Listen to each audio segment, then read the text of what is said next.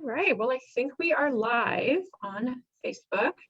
Hi, everyone, and thank you for joining us today. This is CAIR Washington's weekly or bi-weekly Facebook live stream show, Our Path Forward. Our Path Forward is a bi-weekly Facebook live show by CAIR Washington that gives viewers a behind-the-scenes look at what we do at CAIR Washington while holding space for conversations about issues that our community cares about. And today I'm really excited. We are joined by CAIR Washington Board President, Osama Hamdan, and Board President Yusra Hamidani to discuss thriving as a Muslim professional in today's corporate landscape. Yusra is a product manager at Amazon, and Osama is a technical program manager at Google and works on Vertex AI. So I'm very excited to have you both. Thank you for joining us today. Glad to be here. Thanks for having us. Cool. And it's up to you guys if you want to mute yourself or leave yourself unmuted. As long as there's no background noise, you can leave yourself unmuted, and that way it's easier for us to kind of just have like a casual conversation. So up to you. So I was gonna start off by kind of reading your bios, and then I decided it would probably just be better for me to turn it over to you guys. So could you both just give us a general overview of the work that you do currently and a little bit about like what your corporate career path has been? You're welcome to go first, Yusra. Oh, that's like, that's why would you like to go? Yeah, I can go first. I currently am at Amazon as mentioned. I currently work in the product management space, working more focused on our Amazon's like community efforts. So I work on a global specialty fulfillment community team, helping build out products for some of our community outreach around our food donations that we have. So that's been pretty exciting for me. Before then, I was in like assistance and data analyst / product management role at a different company. So that really helped me kind of build my skill sets into getting into Amazon. I'm a Seattle native. I've grown up here, kind of seen all Seattle, population increase over the years. So it's been pretty exciting to see this community grow and all the work that CAIR has done over the years. But previously, I've also have experience. I've went to school at Gonzaga University, was very much involved there, and supporting from an outlook of like a Muslim student perspective and making sure all aspects of that were also diverse and inclusive of the students that go there and identify with maybe another identity outside of like the Catholic Institute. So that was pretty great experience for me to build upon as well. So it's a little bit about me and kind of back to my roots in Seattle. Thank you, Yusra. So I am a technical program manager at Google. I've been at Google for about almost 3 years now. Prior to that, I was at Microsoft. My current role, I work actually on a product called Vertex AI, which is basically enterprise AI tools. And it's part of the Google Cloud suite of products or team. My history really is kind of, I guess, I always think about it from the perspective like, how did I get here? I'm always questioning myself because I'm like, I'm not always sure how I got here. I go back to thinking about when I first started going to college, and my dad was like, encouraging me to kind of be an engineer, but I didn't know what that was. So I ended up eventually getting into software and actually getting a job at Microsoft, where I spent a couple decades, I guess you could say, 20 years. And so I was there for about 20 years and then moved over to Google, and I've been doing that ever since. So cool. Well, thank you. I'm so happy to have you both. I know this show idea really was Yusra's idea. We chatted probably 2 months ago now. We had like a Zoom digital coffee date, and Yusra was just talking to me about her work in the corporate world, what it's been like for her coming up as a young Muslim woman, how she's supported other young Muslim professionals. And we thought it would be great to have an episode talking about this, but it's also a great way for, I think we have 9 people on our board. I can't remember the exact number now, maybe 10. Something like that, yeah. Something like that. And Osama, you've been on the board for a while. You're now the board president. Yusra has been on the board for a little bit now. And I think that especially with COVID, it's just like, we don't see each other, and it's been hard to get to know people. And so I think this is a great opportunity also for our community, for viewers to get to know our board members and get to know a little bit more about the both of you. So I'm excited for today's episode. Osama, you already kind of mentioned this, but I wanted to talk a bit more about your journey into, I guess, working at Microsoft, but you talked about how your father actually really encouraged you to be an engineer, and you didn't even really know what it sounds like. And you said Yes. that you failed at your first college attempt, or maybe attempts plural, and that you had to kind of start over. Can you talk more about that? Absolutely. So I guess part of that stems from the typical immigrant story of your parents kind of wanting you to be sort of one of a few things. One, you're either an engineer or a doctor or a lawyer, right? Mm-hmm. And so those are the three choices you get. And I was given the job of engineer. Obviously, I didn't know what engineer was, and I did attempt a couple of college processes. I always kind of joke it took me 9 years to graduate, because the first 4 years was me trying to figure out what the heck I was doing. So yeah, I ended up, initially going into engineering, not understanding exactly what it was. I learned I didn't like physics very much. And so based on that, I kind of said, had to reevaluate my goals and what I wanted to do. And after sort of taking one of these sort of what they call educational placement tests, where they kind of quiz you on a bunch of different things and then give you some suggestions on terms of like some career paths that could be helpful for you. And I was surprised that, that actually worked to some degree, because it was interesting, because it sort of guided me into two paths. It felt like, one of the choices was business and the other one was computers. And the business side, I kind of threw out the window, because I was working for my dad. He owned a business. Obviously, I was brainwashed into wanting to be in business. It was just something I knew. But that being said, I think those skill sets played a great role in sort of me knowing what I'm doing. I ended up going into computer information systems, which was, about 60% computers, and the rest of it was business classes, which helped out really well. So yeah, eventually I kind of, when I knew what I wanted to do, it was easier to focus, and I started kind of working through my actual computer engineering degree, and eventually graduated from Xavier University in New Orleans. And that was sort of led to the opportunity of me eventually kind of interviewing for Microsoft, and then eventually getting a position there. I think your story is more common than we think. It took me 5 years to get my 2-year degree, my associates, because I was also like trying to figure out what I wanted to do and kind of fumbling around. So I think it's common. Yeah, I always think it's interesting. You meet students, you meet people who are very dedicated, know exactly what they want. Yeah. But those are very limited. As much as people would love to say, oh, why can't you be like so-and-so's child? It's like, the reality is, coming out of high school, going into college, unless you've sort of done a lot of your research up front, it's hard to navigate that space. And so, so I definitely felt like I struggled a bit before I figured it out, and I was fortunate enough to have done that. So I think you sharing that was good, because then hopefully people can understand like this is normal, and you don't have to know exactly what you want to do when you're 18. It's hard. That's right.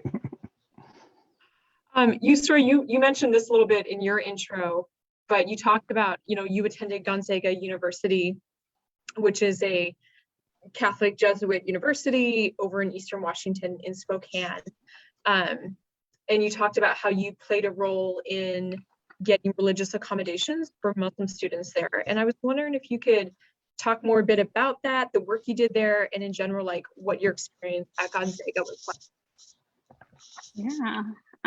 Well, I started off as a computer science major at Gonzaga, and I quickly changed to so I can relate to all of our experience, like no sciences. Yeah, I did a year of it, and I was like, the whole engineering or medical route was kind of very much true, especially for those coming from an immigrant background. So I can relate to that 100%. But my experience at Gonzaga, looking back, was wonderful. I think I grew a lot as a person. I think I grew a lot from a spiritual perspective as into my Muslim identity and like what I want to shape that to be. I started off, probably being one of the only students of color in my classes, probably being one of the only like Muslim student in a building at a time, just because of Spokane, just not being in a more metro city like Seattle is, and attracting more of a diverse population there.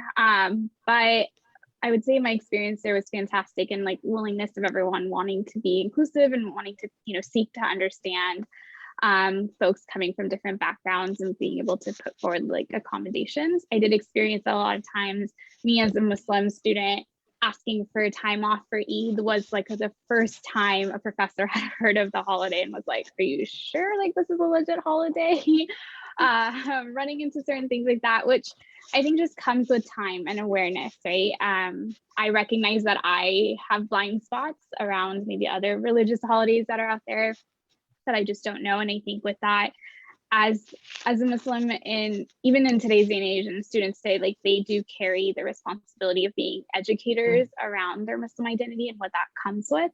And so I experienced that a lot during my undergrad years there, where I felt like I had to like educate my roommates or my classmates on what it is or what Ramadan is and the importance of it, or why I struggled, in the cafeteria when eating Zabia halal meat was something that's important to me, and not having those accommodations. But I think with that came with finding partners throughout the university, staff and faculty members, and working with them to get some of those accommodations made and hopefully trailblazing the way. So next time they hear for a student asking for that.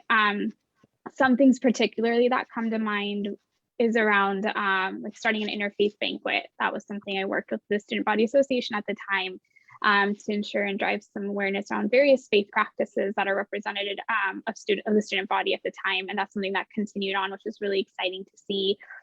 Worked with like there was and still is, to my understanding, Gonzaga attracts a lot of international students, specifically those who do come to identify themselves from a Muslim background or Islamic practice.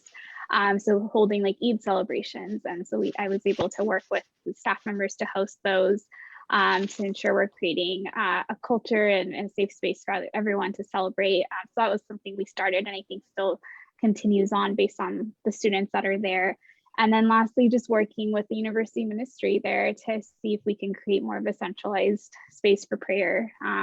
Unfortunately, that didn't come out to be when I was there, but the work continued beyond, and it was really exciting. Now, when I go visit campus, that in center of campus in the building, there is a prayer space and a place for Muslim students to wash up and observe their prayers, which I think is awesome. And that's something I'm looking forward to seeing, other like corporate environments and others hopefully accommodating to that as well. So overall, my experience at Gonzaga was that, yes, it came from like Catholic Jesuit.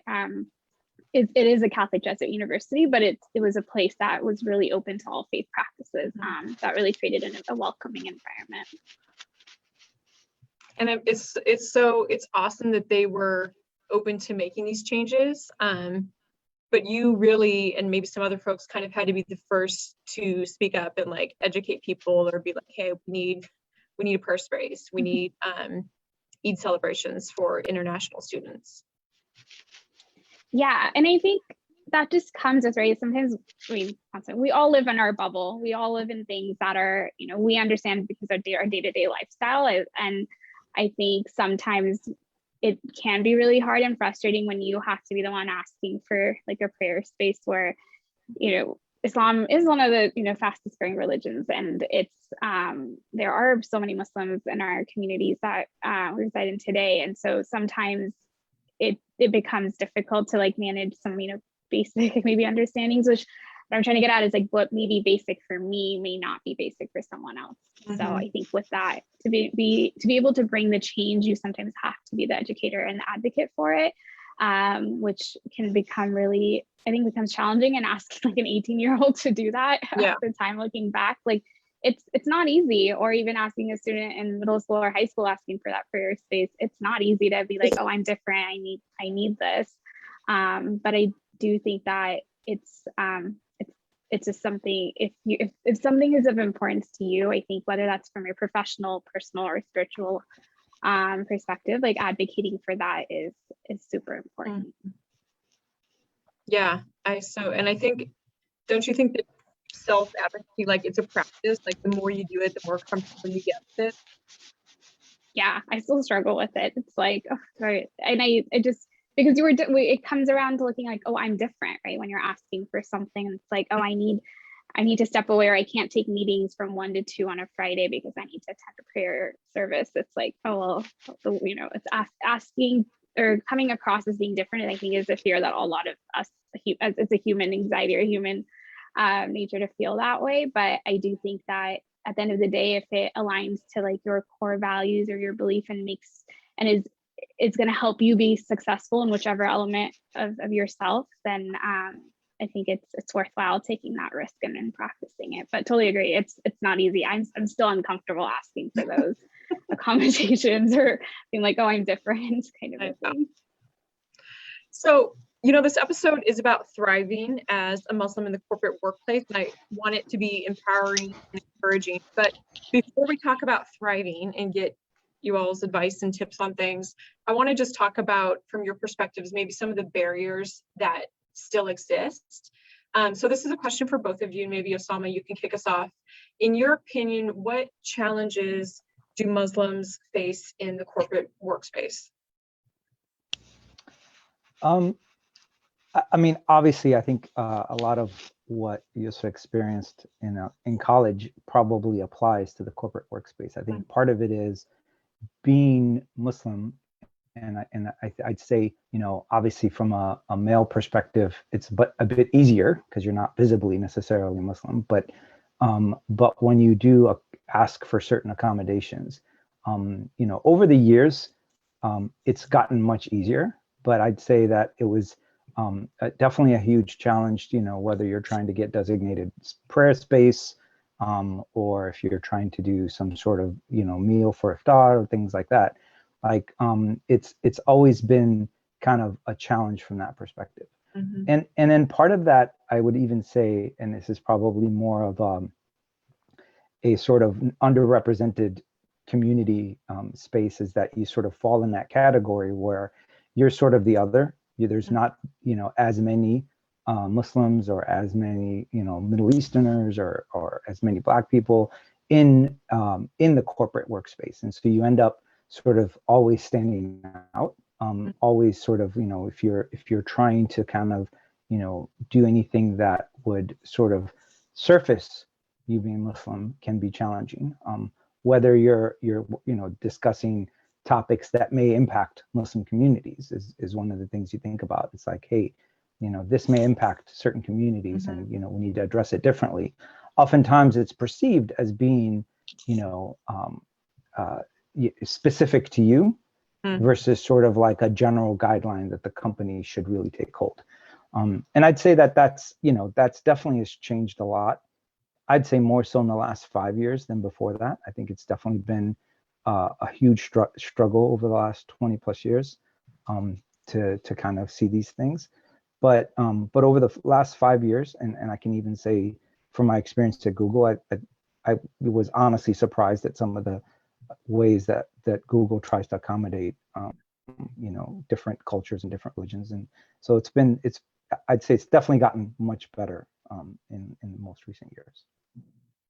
That's interesting what you said about when you would speak up or bring something up, a lot of times it would be seen as like, oh, you're just saying this because it's about you personally as a Muslim, rather than this should be a best practice or this should be policy because we're impacting this community a certain way.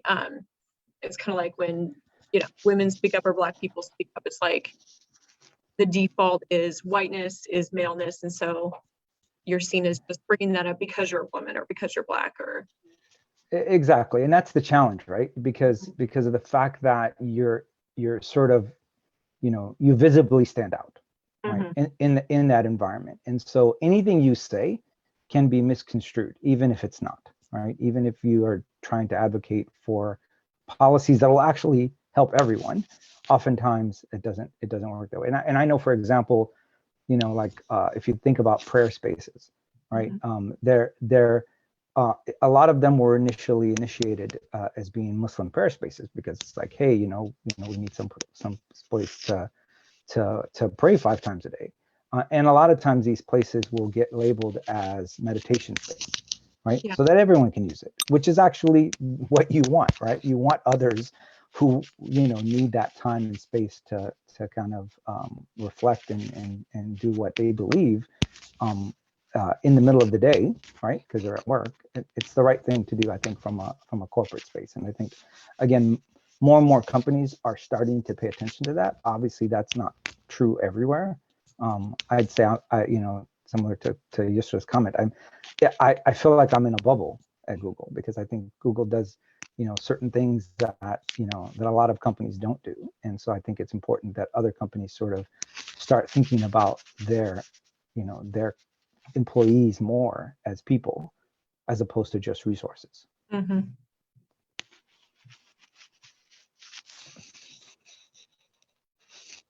Thank you for that, Osama. Yusra, I can repeat the question too. I know we kind of talked there.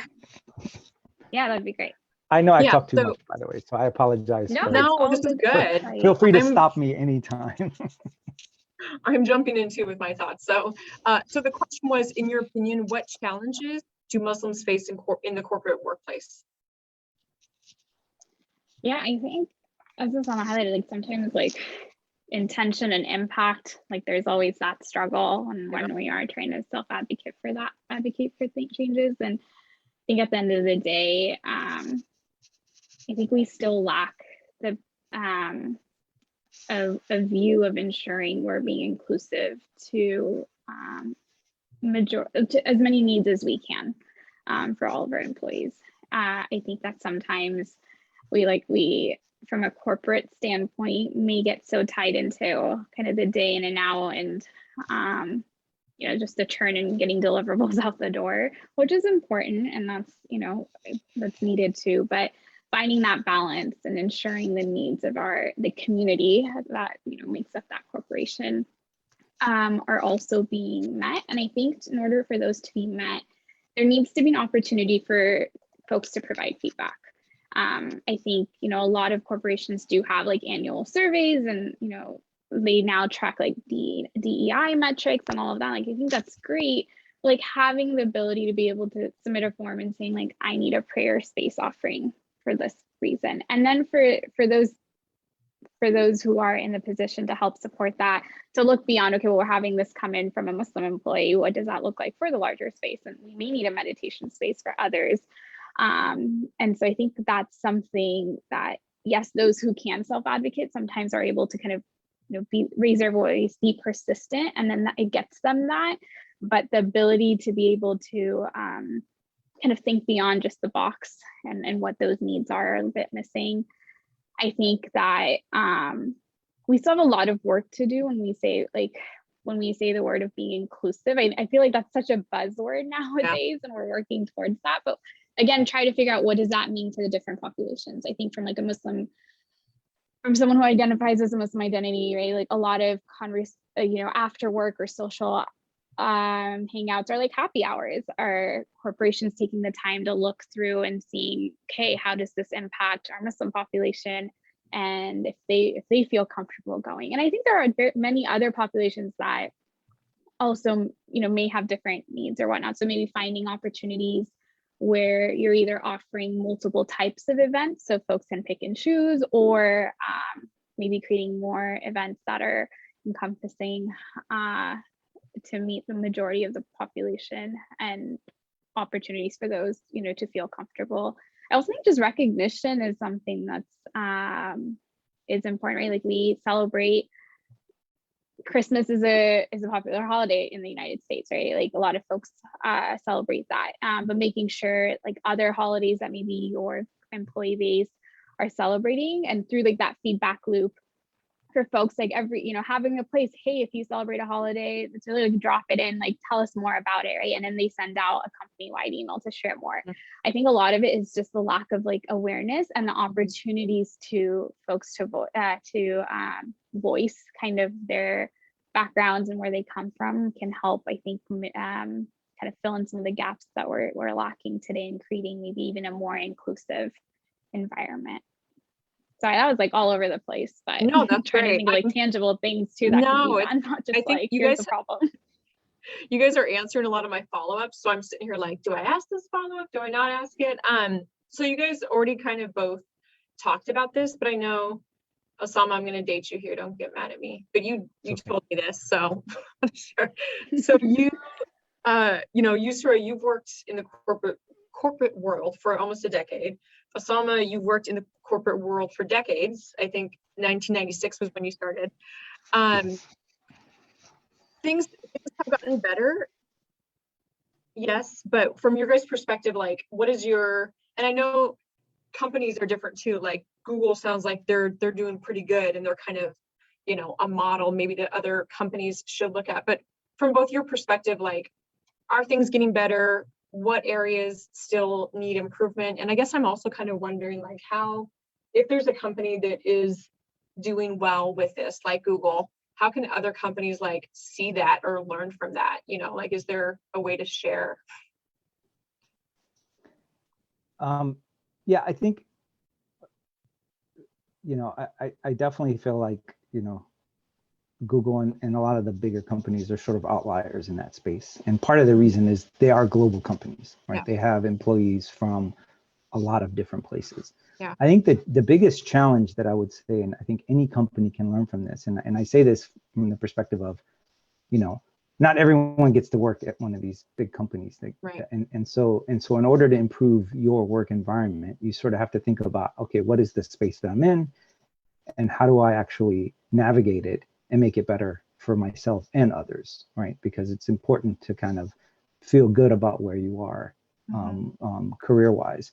And so part of the way I look at it is, you know, the most important thing is the education. It's getting the people that matter at the company, the leadership, to clearly identify the fact that this is an important aspect of their employee base as well as their customer base, right? In order for your company to be successful globally, or even just nationally, it needs to cater to a larger, diverse group of people. You don't sell your product to a particular, you know, ethnic group or a particular type of person. You sell it to everyone. And so having a company that sort of reflects the country, reflects the environments, is super important. And then sort of thinking through as, you know, like, you know, any small company, like say you just have 10 employees, you look at your employee base and you say, okay, one, are we inclusive, right? In the sense of, do we have diverse people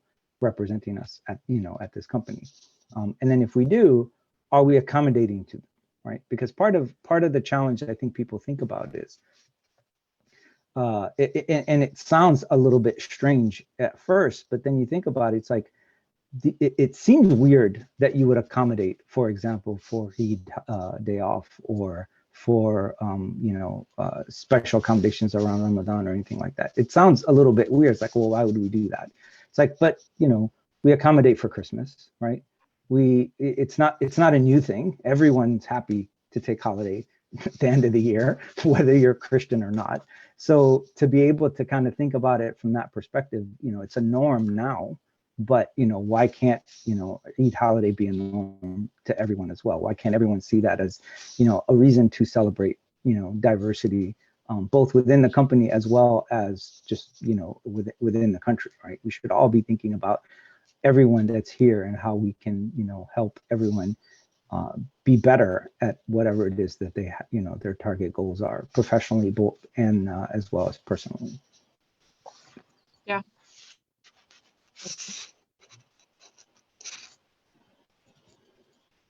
Does that make sense? Did I answer that? Yeah, I mean, I asked like 3 questions in my question. Did I answer one of them? I don't know if I even answered You answered any at of them. least 2.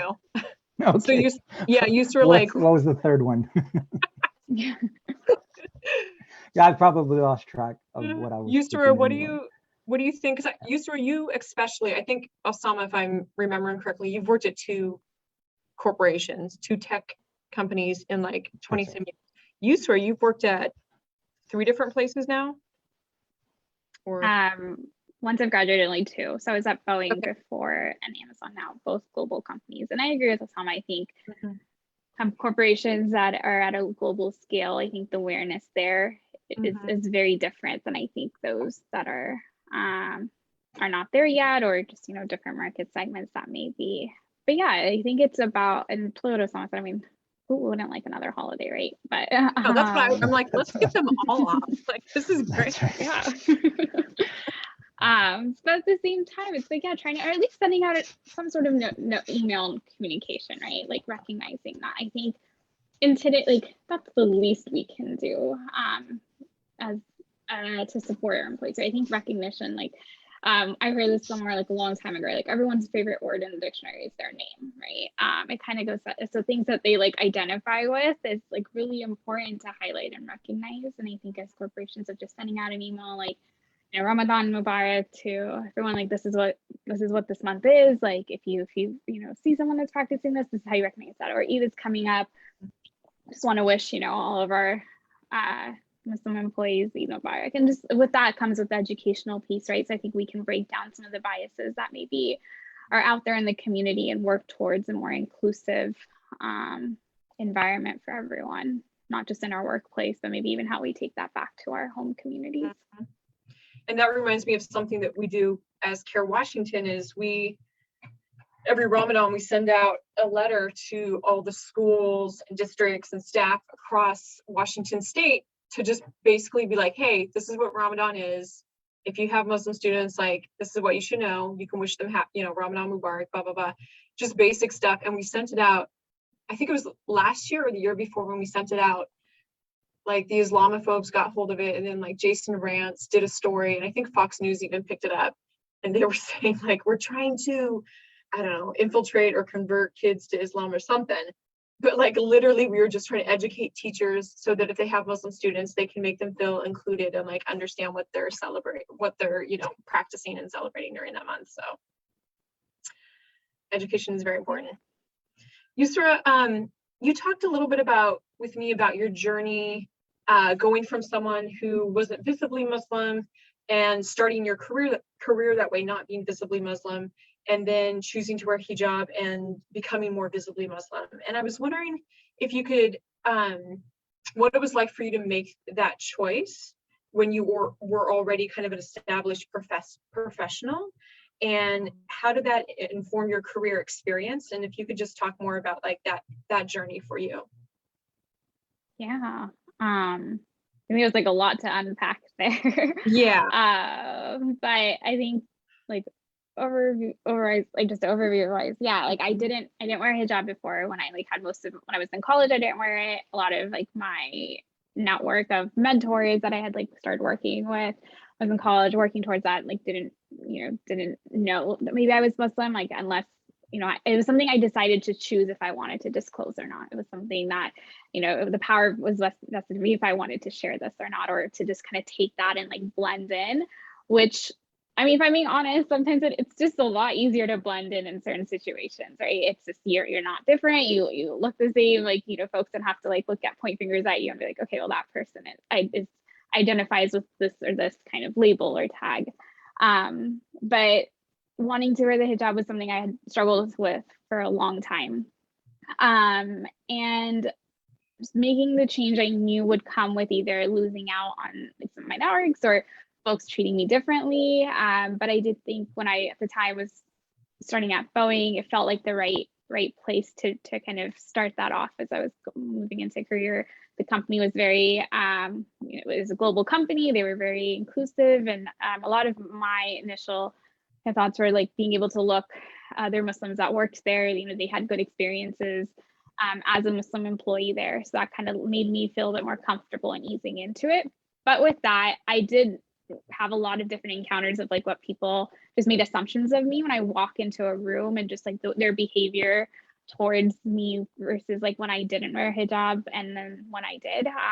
Some not so positive ones where folks, you could just tell, kind of dismissed you based on maybe certain biases that they had, or just, you know, maybe categorize you in certain ways that, or said things that were a bit hurtful that you can just hear, here in passing. So I think that kind of shifted versus like before then, you know, folks didn't know, and so that wasn't something that came up. But on the flip side, I've also had very like positive experiences where being visibly Muslim, I had, you know, individuals of the opposite gender come to me. It's like, oh, you know, introduce themselves, and before they even extended their hand out for a handshake, they would say, is it okay if I, you know, ask to shake your hand? And I think things like that, I really appreciate and recognize in the stories that I take away, as folks, you know, just recognizing me as a Muslim and my values, and maybe like think my likes and dislikes that come with it.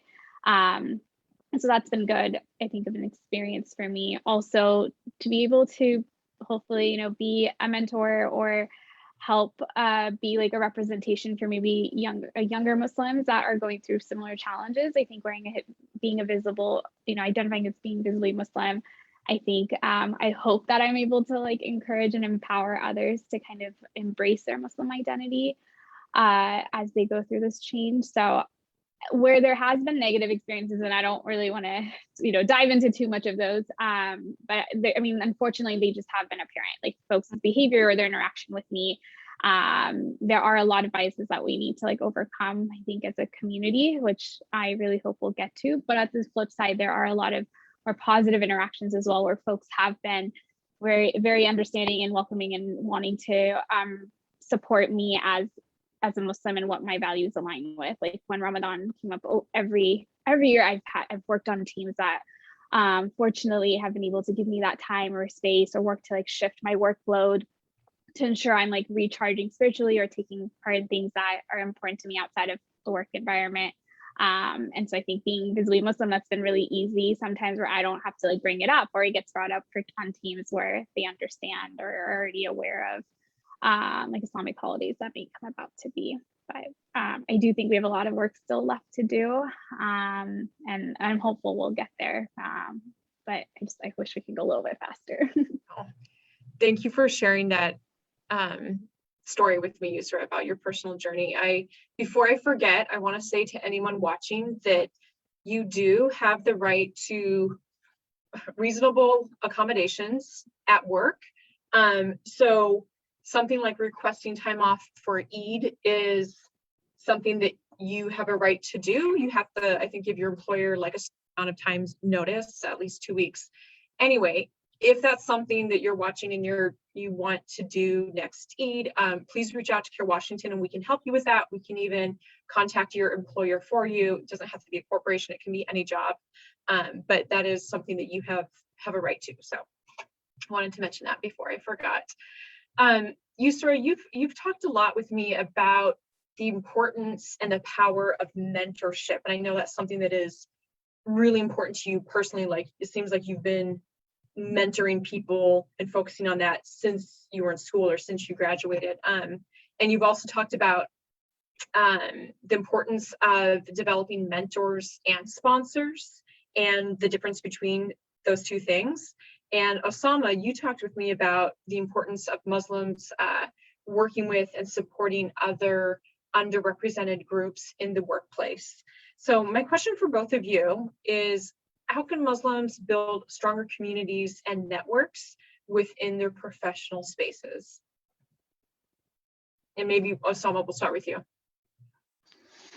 Sure. I think part of it for me is one, sort of building those relationships with others.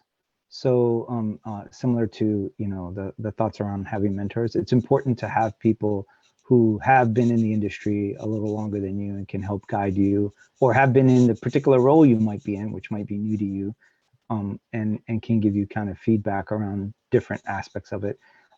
It's great to have people to kind of bounce ideas off of. And part of it, the way I think about it from the perspective of sort of building bridges with other communities, it's important to have, in order for you to feel, hey, you know, it's important for people to honor or respect or, you know, see me visibly as a Muslim or treat me appropriately based on my beliefs. It's important for us as Muslims to do the same for others, right? I mean, part of Part of our teachings is to, treat all of, humanity equally. And so we have to think about that from other minorities as well. And how can we help support them, right? In terms of, providing guidance or even supporting them in whatever, challenges they might be looking for. Because it also helps you build those connections that then can help you in the future if you end up running into some sort of situation. I mean, prior to 9/11, I wouldn't have thought this was something that I, as a Muslim, I would need to think about Islamophobia, right? I mean, granted, there was definitely racism prior to 9/11, but the dramatic change after that was unbelievable.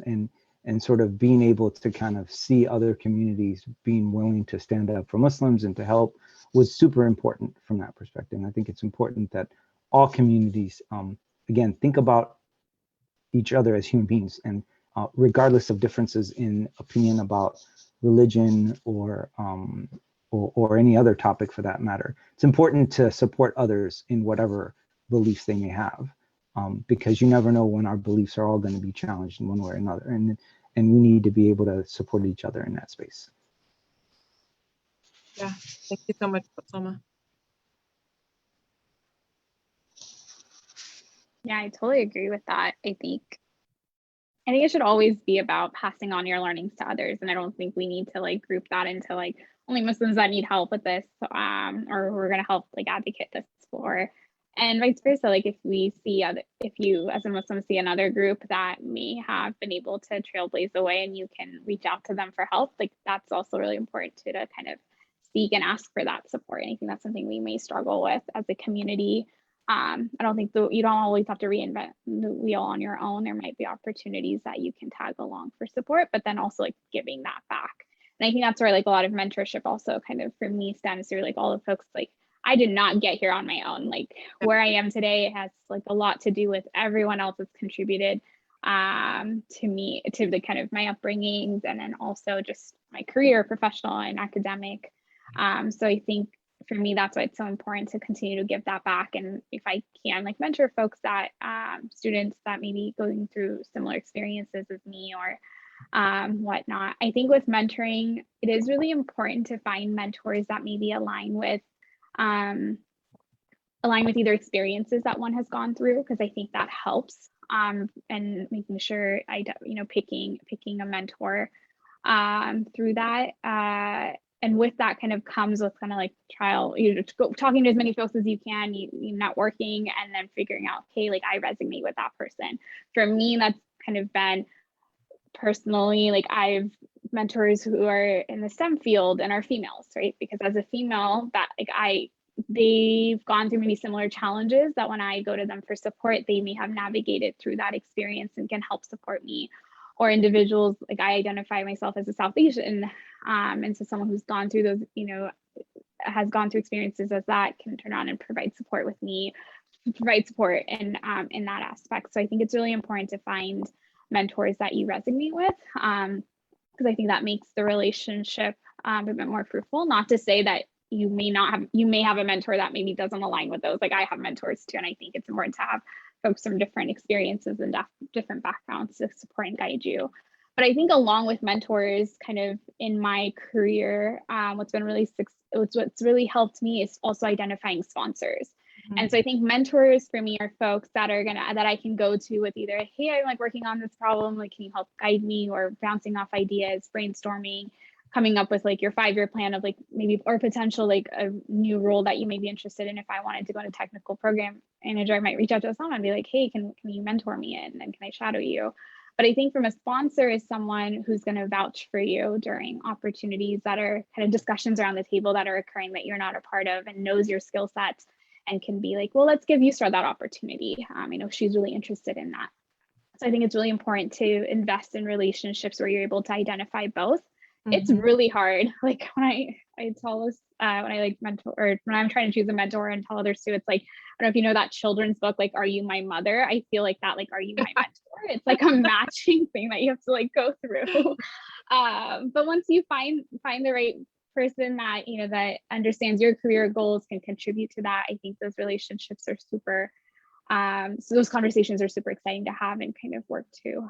So yes, I think it's super important to have mentors, but also identify sponsors that are going to help advocate for you as you're out trying to progress in your career. And then just continue to give that back, right? If someone's been a sponsor for you and you're in a leadership position someday or any type of position to become a sponsor for someone else, I think it's super important to continue to give that back and to kind of like turn that around. And I don't think you have to be a CEO to do that. I think it can really be anyone, depending on just where you are in your career field at the time to turn around. I think the sooner we kind of start that process of someone even who's 2 years in, right? If you had a recruiter that helped you kind of get you to your dream company, like, or someone within there that helped you get recruited there, turn around, maybe you can kind of give that favor right back. I think it can be pretty immediate. It doesn't have to be when you're in a leadership position per se by title. I'm all about it. That's great, Yusra. Thank you. I never heard, we all know mentorship, but when you broke down like the difference between mentors and sponsors to me, I was like, this is great. Like I have done that, but I never thought, I wasn't doing it really intentionally. It's just people just popped up as sponsors in my life, but that's true. That's so important to have those people that are advocating for you within the workplace. On the subject of networking, I know there's some great groups that exist either specifically for young Muslim professionals or for Muslim professionals or for young professionals in general. And I just wanted to pick both your brains. Like, what are some groups or resources that you guys know exist to support young Muslim professionals? I can start with this one. So maybe a few that have helped me. Yeah. So I always, if you've gone through like an education through like a formal institute, then like using your alumni network, I think is a fantastic resource to kind of turn around folks based on like your interest of your career study or where you want to go. I think that's a great network to start with. For specifically maybe students who identify as Muslims, you may have various like clubs such as like a Muslim Student Association. I think that's another place to kind of network and kind of keep in touch with folks. Your peers can become your network too, but also your alumni. For maybe folks who are in the professional realm right now, maybe like three plus years out, there's organizations such as like MUPPIES. It's a Muslim Urban Professionals Organization. I think it's a global organization, and they have like chapters. Really?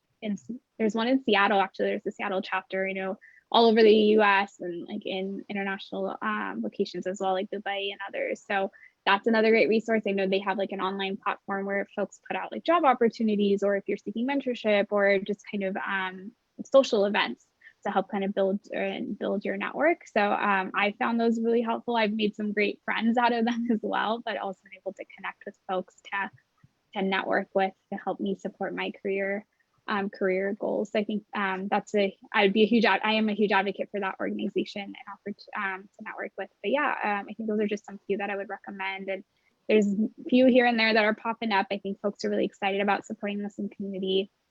There's a new one. I think they just got their 501c3 status. Don't quote me on that, but I think there's a Muslim Women in Tech group to support that too. So I think there's some really great networking opportunities out there. You just have to kind of go out of the way to like do your research on them. But these are a few that I've been a part of that I would recommend to others.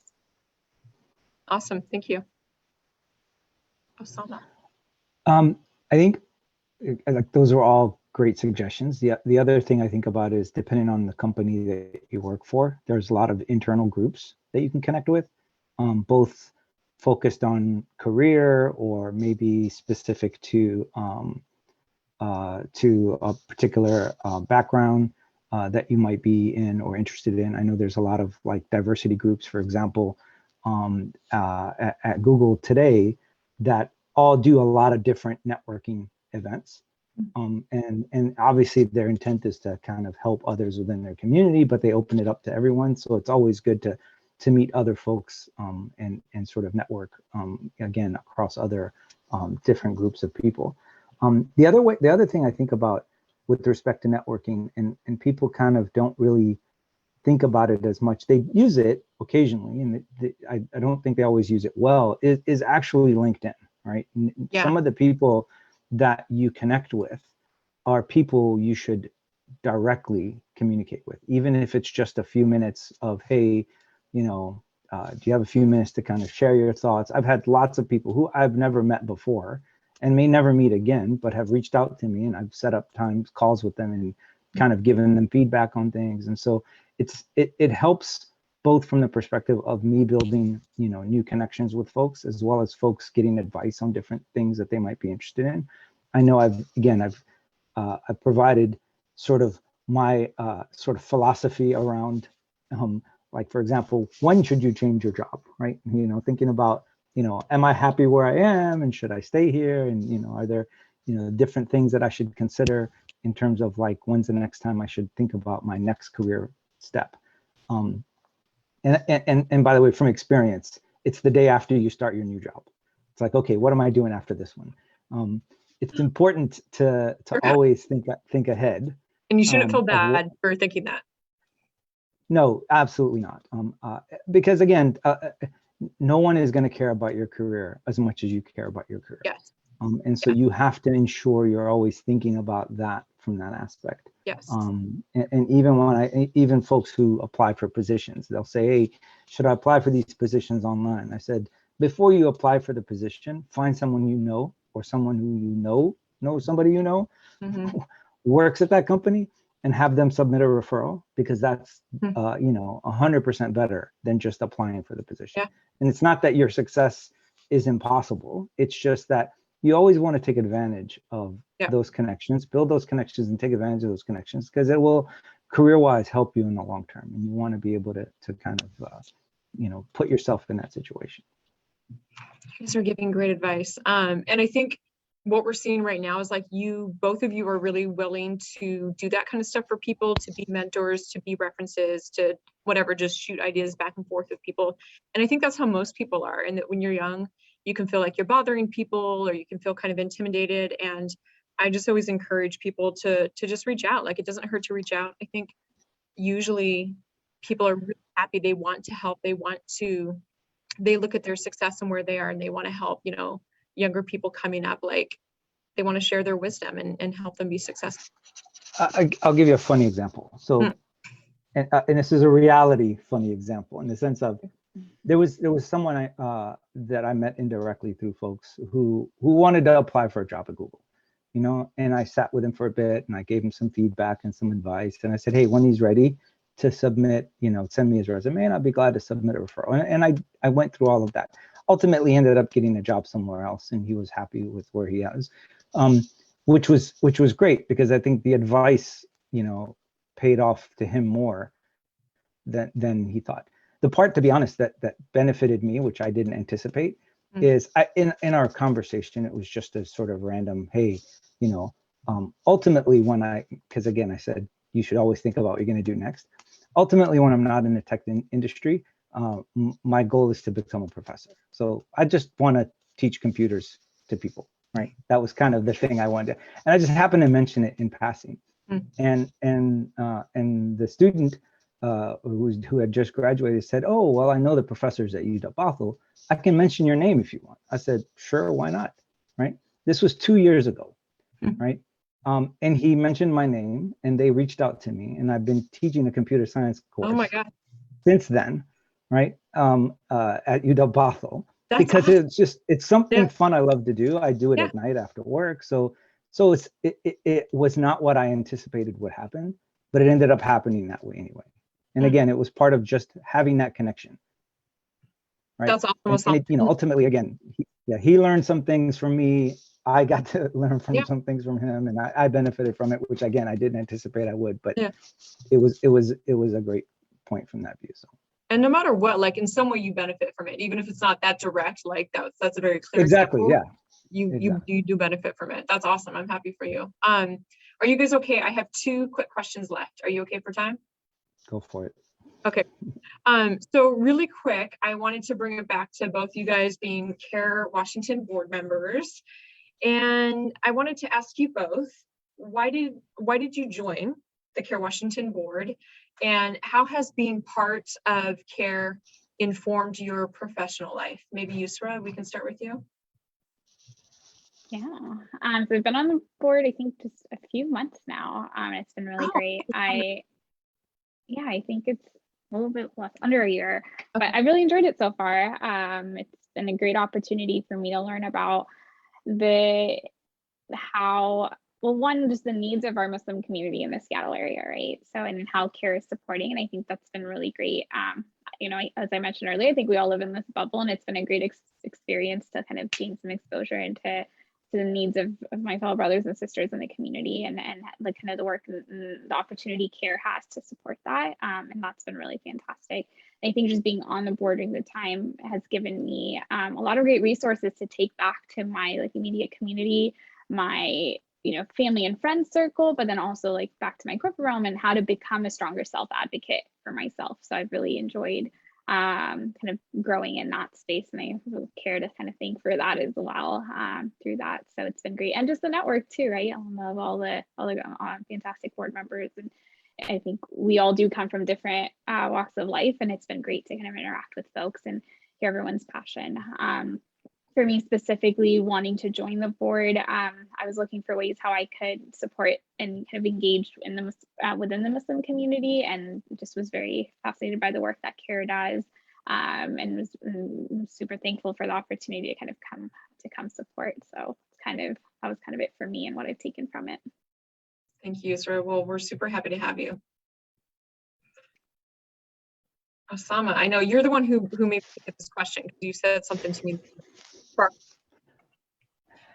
Yeah, so for me, I look at this as twofold. One of it is that I joined CAIR 2 years ago, and part of it was really around my sort of the built up experience that I had being in tech, being a manager, and kind of thinking, okay, how do I apply some of these skills to a nonprofit organization, right? Are there ways to help improve the efficiency of the board itself, and how do I provide feedback to how the organization runs to help the organization itself be more successful?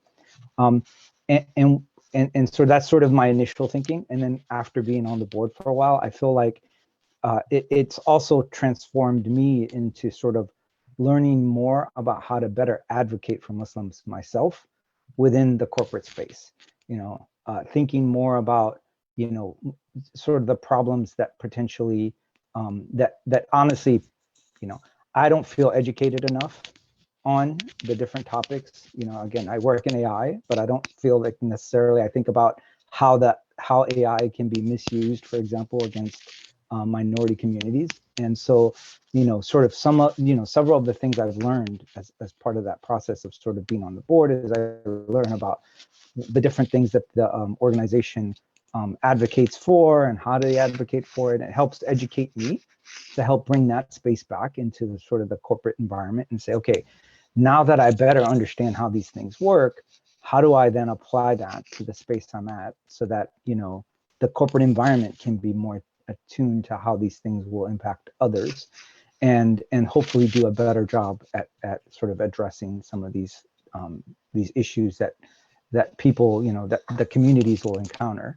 and sort of help, again, bring that learning back to the environment that I'm in, and vice versa again. So I feel like, again, it's a learning both for myself, and then hopefully, to help improve the organization itself to It's a mutually be beneficial more relationship. successful.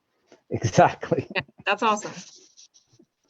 Well, my last question for both of you, and this has been great. This episode has like far exceeded my expectations, and I've really enjoyed it. I feel like everyone who's a young professional, especially young Muslim professionals, should watch this. But my last question for both of you is final advice for young Muslim professionals.